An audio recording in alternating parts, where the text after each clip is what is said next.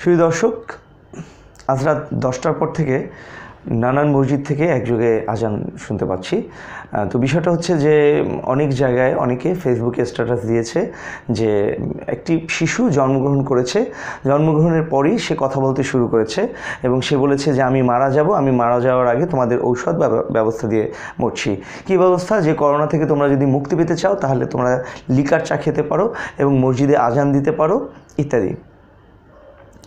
তো আমি ফেসবুকে দেখলাম যে কোথাও কোথাও কেউ লিখেছে যে বগুড়ায় একটা শিশু, কোথাও লিখেছে নওগাঁয় একটি শিশু, কোথায় পেলাম চট্টগ্রামে। তো বিষয়টা হচ্ছে যে এটা যে একটা গুজব তারই একটা লক্ষণ মাত্র। কারণ আপনারা হয়তো নির্দিষ্ট করে যদি খোঁজ নিতে যান যে বগুড়ায় নাকি চট্টগ্রামে কোথায়, কোন গ্রামে, কোন বাড়ির, কোন তার বাবা মার নাম কি, হয়তো এটা পাবেন না। এটা কিন্তু কেউ দিতে পারছে না। একজন আর দেখা দেখি আরেকজনে এটা দিচ্ছে বা নিজেরা লিখছে। আসলে এরা কী চাচ্ছে জানি না। তো আমার কথা হচ্ছে যে আজান দেওয়া হোক, যে কোনো কারণে আজান দেওয়া হোক, কিন্তু গুজবের কারণে, মিথ্যাচারের কারণে হুট করে আজান দেওয়াটা এটা আসলে দুঃখজনক। আজানকে অসম্মান করা হয়। আজান আসলে ইসলামে তো আপনারা জানেন যে মিথ্যার স্থান নেই, গুজবের স্থান নেই। সেই মিথ্যাচারের কারণে, গুজবের কারণে আজানটা আসলে কাম্য না।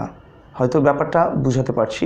আর দুঃখজনক যে হুজুর যারা, তাদের তো এগুলো একটু বোঝার কথা। কেউ বলল আর একটা গুজব না সত্য না মিথ্যা, তারা হুট করে এটা করবে। হুজুর যারা মুয়াজ্জিন তারা তো একটু জ্ঞানী হওয়ার কথা। তাদের দিয়ে এই জিনিসটা আরও দুঃখজনক, হতাশাজনক। কারণ তারা যদি ইসলামের সঠিক বিষয়গুলো বোঝে তাহলে হুট করে এরকম কোনো কথা বিশ্বাস করবে না এবং মিথ্যার প্রেক্ষিতে তারা আজান দেবে না। তো যাই হোক দর্শক, আমরা আসলে গুজব চাই না, মিথ্যা চাই না, আমরা আসলে সত্য চাই। সত্যের মাধ্যমে যা করা হোক সব কিছুই আমরা গ্রহণ করতে চাই। আজ এ পর্যন্তই। ভালো থাকবেন। আল্লাহ হাফেজ।